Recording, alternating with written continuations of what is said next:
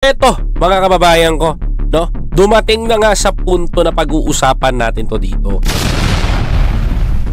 O, pag-usapan natin dito sa channel na to, sa channel ko. Eto, mga kababayan ko, yung mga DDS vlogger, yung mga Duterte diehard supporter,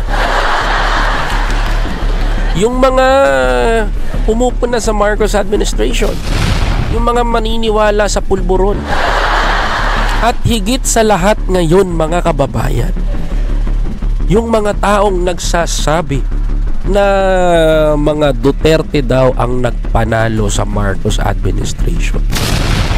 Alam nyo po ba, mga kababayan ko, na na-debunk po sila ni Ed Lingaw?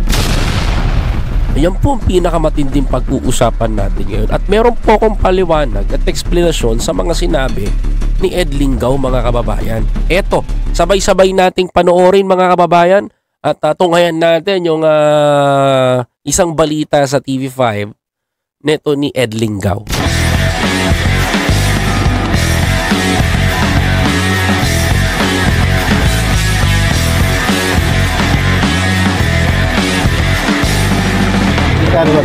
Magkano sir? Ang alin? Ang alin? Ang alin? Walang binabayad sa amin dito. May piso. Wala. Tuloy. Isang taon pa bago ang midterm elections pero naglalabas na po ang mga survey tungkol sa Senate race. May kapansin-pansin po sa mga resulta ng mga survey nito ng Pulse Asia at ng Okta Research Group. Kung ginawa ang botohan para sa Senado ngayon mismo, wala ni isa sa tradisyonal na oposisyon ang makakapasok sa Senado. Sa Pulse Asia survey halimbawa, number 3 si dating Pangulong Duterte, number 4 ang kanyang kanang kamay na si Bongo, Kanang kamay. at number 7 si Bato de Rosa, number 8 naman ang kalyado na si Amy Marcos. Ayan, mga kababayan ko, kapag nagkaroon, ang tanong kasi ng Okta Research dito, tsaka nung nagpa-survey, kung magkakaroon ng eleksyon ngayon, mga kababayan ko, kung magkakaroon daw po ng election ngayon, maaaring may manalo po itong mga to. Good evening po, Ma'am Lady in Red. Galing sa MSMA. Thank you. Maraming salamat po. Welcome po kayo dito. Mananalo at mananalo si Duterte, yung kaalyado niya, kung ginawa daw ngayon. Pero ang pinaka-main point na tinignan ko dito, mga kababayan ko, ito. Ang natitira, mga kaalyado ni Pangulong Marcos o kay bahagi ng supermajority. Yan, supermajority. Mga kababayan ko. Ang tanging may pag-asa pang makapasok ay si dating Senador Kiko Pangilinan pero nasa rank 14 to 18. Si Leni Robredo naman nasa rank 19 to 36. Sa Okta survey naman, mataas si Bongo, Duterte, Bato at si Amy Marcos. Lalong-lalo na kung tumakbo si dating Pangulong Duterte sa pagkasenador, malamang na siya ang tatayong bagong leader ng kung tawagin ay bagong oposisyon. Ayan. Tama yung sinabi ni Ed Lingaw.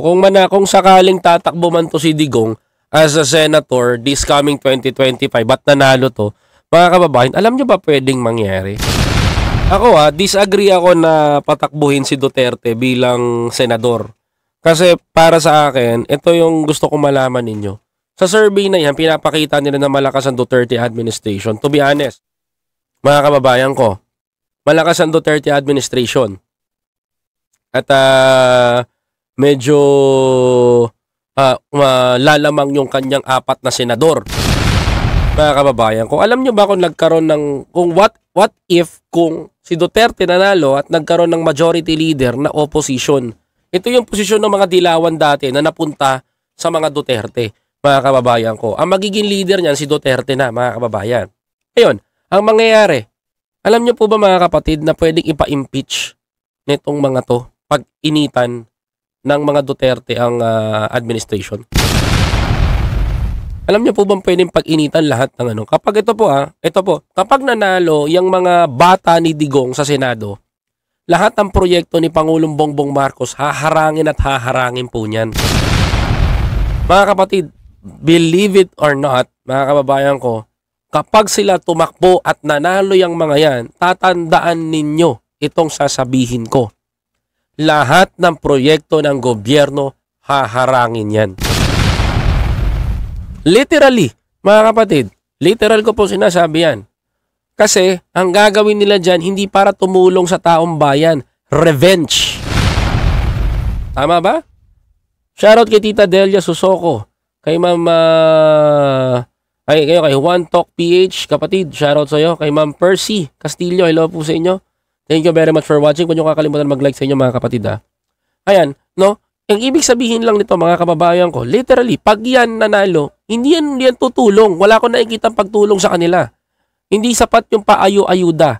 Hindi sapat yung pabigay-bigay natin ng ayo-ayuda sa taong bayan. Totoo po sinasabi ko ha, hindi yun ang kailangan ng taong bayan. Ang kailangan ng sambayan ng Pilipino mga kababayan ko, yung makakatuwang ng ating gobyerno. Shoutout kay Ma'am Maite Baisa. Oy, thank you very much Tita Delia Susoko for your super chat. Maraming salamat po. Syokran. Ayan, mamaya papakita ko sa inyo sa napunta yung super chat ninyo ha. Mamaya po yan. Yun mga kababayan, kaya tutukay sa akin dito. Mga kababayan ko, kaya nakakagulat ito mga kapatid. Kaya nakakabigla yung mga ginagawa nila. Kapag nagkaroon ng bagong nagkaroon ng majority na naman, at magkaroon ng opposition na naman sa loob ng Senado, tandaan nyo, lilikhalan tayo ng anay sa Senado. Magiging props lang yan, magiging kalaban lang yan ni Pangulong Bongbong Marcos. Literally sinasabi ko sa inyo ha, totoo yung sinasabi ko, mga kababayan ko. Totoo mga kababayan ko. Kasi ang pag-uusapan natin dyan, pera yan eh. Mga kababayan ko eh. Pera talaga yan. Mga kababayan ko. Kaya mahirap pong pag-usapan na pasukin yung problema nila na yan. Tuloy natin to. Paano nangyari na ang bagong oposisyon ay ibang paksyon lamang ng Uniteam? Saan napunta ang tradisyonal na oposisyon? Yan pong magandang itanong sa mga botante sa kanilang mga sarili. Ito pa, sa isang interview sa programang Storycon ng One News ngayong Webes, may panibagong pag-aaral ang Okta Research Group. Ayon po kay Professor Rajit Rai, inalam nila ang mga political affiliations ng mga Pilipino. Ibig sabihin, kanino sila kumakampi ngayon? Sa susunod na linggo. Okay, ako, wala akong masabi. Because Marcos have a black vote. No, totoo, mga kababayan ko, totoo sinasabi ko. Marcos family meron yung black vote. Mga kababayan ko, may black vote yan. Almost 13 million, 14 million nanganganak pa. Mga kababayan ko. And the 13 million and 14 million na sinasabi ko, makikita nyo dito yung sinasabi kong black vote ng Marcoses, mga kababayan ko. No? Mas mataas pa sa mga Duterte, mga kababayan ko. At kung mapapansin ninyo, tuloy natin to. Ilalabas ang formal na pag-aaral pero nagbigay na po ng paunang preview si Rai sa One News. Ito po ang lumabas. 31% o 3 sa mga 10 Pilipino pumapanig kay Pangulong Bongbong Marcos. 31% ang mga bumoboto at pumapanig kay Pangulong Bongbong Marcos. O ngayon, napahiya ngayon yung mga Duterte dito. Sorry, nadidigay ako. Diba, Tita Delia Susoko? Ngayon, eto, Marcos loyalist na si Tita Delia. Sila Ma'am Maite Baisa, sila Tita Lily Ragasa. Yan, mga naiwan sa Hawaii yung mga pamilya nila. Sila Nanay Carmen, sila Tita Judy.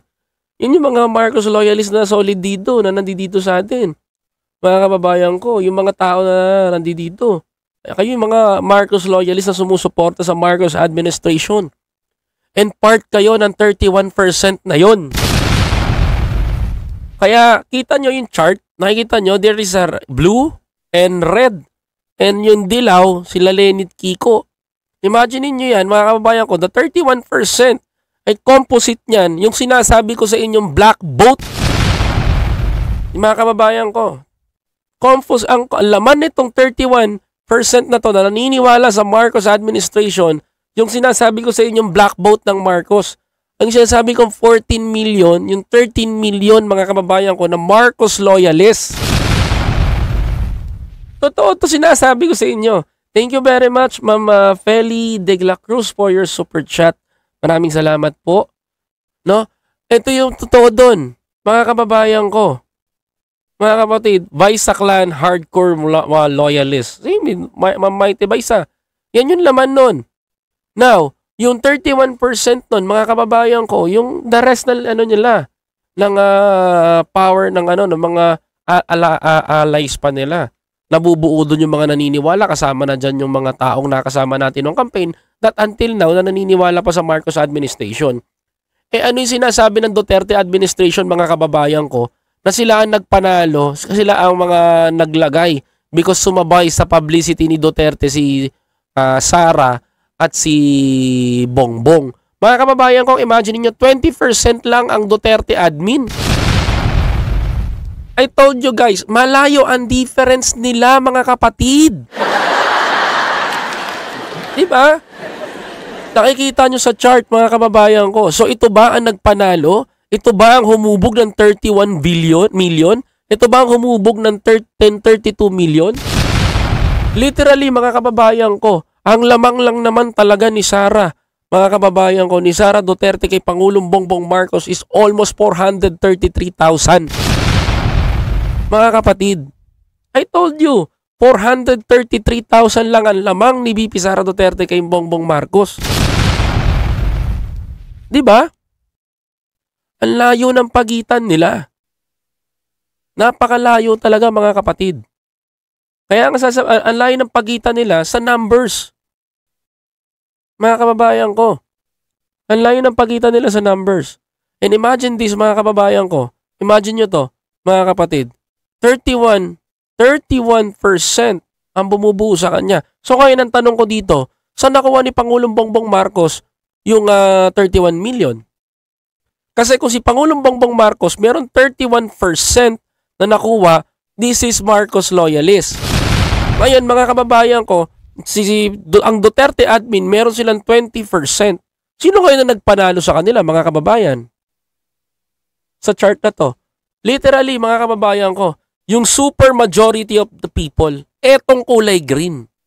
Mga kapatid, etong kulay green na to, ang bumuo ng 31 million plus yung 31% ni Pangulong Bongbong Marcos. So ngayon mga kababayan ko, basag yung sinasabi ng mga DDS na claimant nila na sila o yung popularity ni Duterte sinabayan kasi si Sara Duterte daw sumama sa Uniteam. Sa makatawid mga kababayan ko, hindi totoo yung sinasabi nila. Even me, kala ko nga dati, porque sumama si Sara, mahahatak si Bongbong Marcos eh. Pero mga kababayan ko, ang totoo pala dyan, ang totoong naglagay kay Pangulong Bongbong Marcos, kahit wala si Sara Duterte kung nagkataon ng eleksyon, ay ang majority of the Filipino people. Kaya nakananteteng, ngayon nakaupo na sila, 20% lang pala ang kaalyado talaga nila. Diba? For example lang itong sinasabi ko, theory lang to. Sample, yung 31% na yan, yung Marcos loyalist. Tapos hahalaga yan ng 13 million votes. Sabihin natin 13 million. Meron 13 million votes yung kulay, yung 31% na yan. Etong kulay green mga kababayan ko, itong kulay green na to, magkakaroon pa ng another 16 million votes. O na another 18 million votes, mga kababayan ko, ito yung bubuo dun. Mga kababayan, ito yung bubuo dun sa 31 million ni PBBM. So sa makatuwid, hindi ito kay Duterte, mga kababayan ko. Hindi ito galing dito. Hindi galing sa popularity nito, kundi sa majority ng ating mga kababayan. Ordinaryong Pilipino pa rin ang bumoto kay Duterte, pero hindi yung mga supporter at sumakay dito sa eksena ng mga to. Tuloy. Sa bawat 10 naman or 20% mapanig sa pamilya Duterte.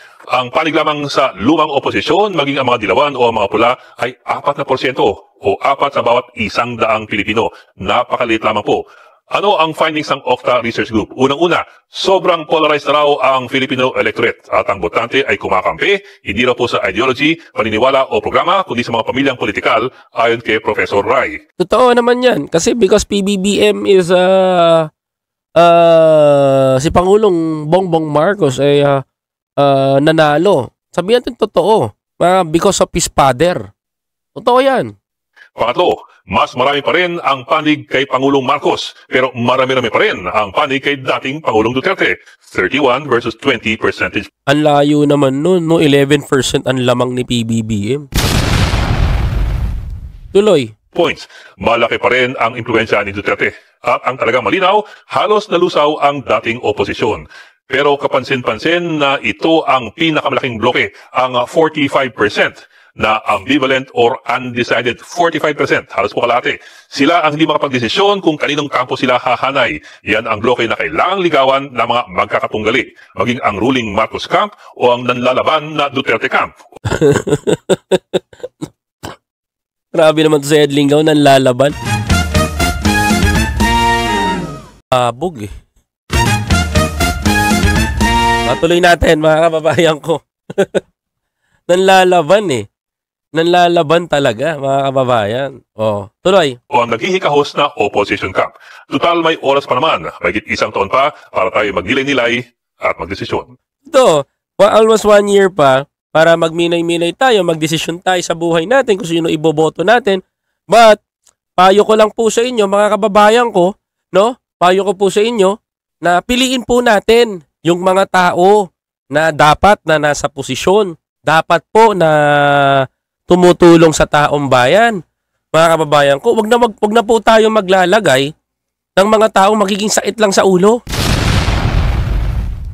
No? Wag po tayo maglalagay ng mga taong ayaw po sa pagbabago ng economic provision. Ang pagbabago po ng ating federal form of government. Wag po tayo maglalagay ng mga taong halang ang kanilang mga kaluluwa para sa pangsarili. Di ba? Totoo lang akong tao. Sorry to say kung may matatamaan sa akin. No? Even kahit sino pa mga kababayan ko, may matamaan man sa akin, diretsuhan ako magsasalita. Imagine ninyo, yung 31 million Pilipino, ito yung naligawan nila PBBM ng Marcos administration, yung bloke na yan. Imagine lumikha ang taong bayan ng history sa Pilipinas na ever since na kahit si Duterte mga kababayan ko ay hindi nagawa. Marcos administration lang ang may 31 million votes na nagpanalo in the history. Mga kababayan ko. Okay, andito ka na naman. Sige, diyan ka muna ha. Yan, 30 minutes. Sige, pagpahingay nyo sa oblo yung mga makukulit, 30 minutes yan ha. Ganun kadali mga kababayan ko para sa kanila. And even the Marcos camp mga kapatid, kitang-kita nyo naman eh. Mga kababayan ko, panalo talaga at hindi Duterte administration, hindi publicity ni Duterte ang talagang bumoto. Kung makikita nyo yung chart, 20% lang ang Duterte admin at 31% ang Marcos administration. Kaya sa halalan mga kababayan ko, ang liligawan nila, etong mga undecided ngayon. Mga kapatid. Ngayon, mga kababayan ko, yung mga undecided na yan, kapag nakita nila, ang payo ko doon sa mga undecided, ito, makinig po kayo ha. Hindi naman lahat ng tao dito is pro. Iba sa inyo, nakikinig lang din sa akin. Mga kababayan ko. Alam ko naman yan, nakikinig lang kayo sa akin madalas dito sa programa ko. No? Yung kayo, hindi kayo undecided sa mga boboto, isang tip ko sa inyo to na mahalaga. Mga kababayan ko. At pinakapakiusap ko, wag po kayong maglalagay sa Senado ng mga taong ayaw sa pagbabago, lalong-lalo na sa ating konstitusyon.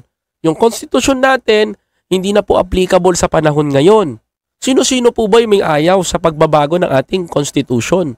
Mga kababayan, kilala nyo naman po yan. At lumalabas po sila na sa survey kung ngayon ng eleksyon. Second, mga kababayan ko, huwag po tayo maglalagay ng mga trapong politiko. Mga kababayan, huwag po tayo maglalagay ng trapong politiko dyan sa Senado kung ganyan lang din naman ang sistema. Huwag po tayo maglalagay ng mga katulad nila na sinisiksik ang kanilang mga sarili at nagpapataba ng bulsa. Mga kapatid, yan po ang gusto kong sabihin sa inyo. Mga kababayan ko. Hindi ito basta-basta na sinasabi lang natin dito na, ito, yung mga Duterte ang nagpanalo sa mga Marcos. Nek-nek nyo. Tapos, pagdating ng araw, mga sa halalan, sasabihin nyo, pag nangulelat kayo, kasalanan naman ng mga Marcos. Ako, hindi na ako maglalagay ng mga hindi na ako maglalagay ng mga Duterte. Lahat ng kaalyado nila. Ako, tapatin ko kayo, hindi na ako maglalagay. Straight to the point. Never akong boboto sa mga tao na yan. Mga kababayan ko. Mga kapatid. Yun lang sasabihin ko, never. Bakit? Koy, bakit naman? Ang sama mo naman dyan. Masyado ka naman judgmental. Bakit ako di maglalagay? Mga kababayan ko. Ang gusto ko federal form of government eh. Sabi ni Duterte nung gusto niya ng federal form of government. O ayaw niya ngayon. Diba? Nagpuputak siya kasi. Nagmamagaling siya. Diba? Alam mo sa totoo lang, tama si Sonny Trillanes, si Senator Sonny Trillanes. Sabi niya mga kababayan ko, alam niyo kung ano? Alam mo sabi niya? Sa totoo lang? Sinungaling si Duterte. Sana noon ko pa nga pinaniwalaan eh. 'Di ba? Para wala nabulag na tao. 'Di ba? Mga kapatid? Oo, to sabi ni Tambalosos, naniniwala ni Biyahe ni Koy lalo na ang mga mapunglang bangag. Eh nako. O sige, time out ka rin muna natin, Tambaloslos. Diyan ka muna. 30 minutes din kayong dalawa. 'Di ba mga kababayan ko? Mga kapatid, even sa atin alam niyo yan eh. Yan yung totoo. Na hindi nyo mababago sa bansa natin. Ngayon, mga kapatid, tanong ko sa inyo, maglalagay pa ba kayo? Ako hindi na. That's my final answer. Kung maghahalal man ako ng isang senador sa susunod na eleksyon, ang ilalagay ko, yung isang tao na sigurado ako, mga kababayan ko. Sigurado ako. Trusted ko. Mga kababayan ko. If Secretary Larry Gadon is running for Senator this coming 2025, please help me. Mga kababayan ko, tulungan nyo ako. Magtulungan tayo. Mga kapatid. Diba? Magtulungan tayo. Kailangan natin na may boses, yung may bayag. Diba? Para sa bansa natin. Ang kailangan natin ngayon na senador, mga kababayan ko, yung may talino, hindi bobo. Mga kababayan. 'Di ba? Yung marunong ang senador, andiyan yan, gagawa ng programa para sa taong bayan. Hindi makukontento ang mga sambayan ng Pilipino sa paayu-ayuda. Kailangan ng taong bayan ngayon yung sikap ng isang tao, yung may kalinga, mga kababayan ko. As of today, sa mga gustong patakbuhin ng taong bayan, mga kababayan ko, si Secretary Larry Gadon lang ang nakikita ko, mga kababayan ko, na ilalaban at ilalabang ko. Yung doon sa undecided, mga kababayan ko, andun ako, mga kababayan ko, pero doon ako sa mga totoo, mga kapatid. Pero kung may hahawakan si PBBM na hindi naman working na senator yan, hindi ko ikakampanya. Kasi ayoko na hindi marunong tumupad sa pinag-usapan at merong dapat na malaman. Okay? Hindi ako maglalagay ng trapo sa Senado. Ang kailangan natin dito, yung may isip, may talino, hardworking na tao, at merong puso para sa taong bayan. Yan ang kailangan natin. Yan ang kailangan ninyo. Kailangan ng Pilipino. Kailangan ng pamilya natin. Hindi tayo para sa paayu-ayuda. Yan ang totoo doon, mga kababayan ko. Kaya, dapat alam nyo rin yan. Dapat intindihin nyo rin yan. Papayag ba kayo, mga kababayan ko, na habang buhay tayo sunod-sunuran sa kanila? Papayag ba kayo na kada may ayuda, pahirapan ng pagkuha? Papayag ba kayo na kada may ayuda para kayong kawawa, mga kababayan ko, na lumalapit sa kanila? Kailangan ba, mga kampapayag ba kayo, na kada may sakit sa pamilya nyo, kailangan didikit ka sa malasakit center? Kailangan ba, mga kababayan ko, pagdating ng araw, mga kababayan, andyan ka, pupunta ka dito, pupunta ka doon, pupunta ka senator, ganito, lalapit ka, tas susungitan ka ng mga empleyado. Papayag ka ba nun? Ako hindi na papayag. It's very basic. Kasi ang kailangan ng taong bayan, kailangan ng bansa natin yung pangmatagalan na solusyon. Ang kailangan natin, kagaya ng sinusulong ni Pangulong Bongbong Marcos, healthcare. Yan ang kailangan natin. Ang kailangan natin dito, mga kababayan ko, yung meron tayong malaking investment sa ibang bansa na para natutugunan natin ang pangangailangan ng taong bayan.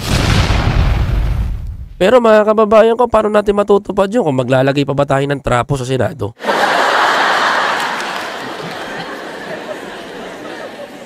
Dapat ang mga senador kukunin hindi magbabago ang huli anumang pinangako na pipilitan nila doon sa patas tayo, pangangailangan. Iiwan lang tayo parang basahan. 'Di ba?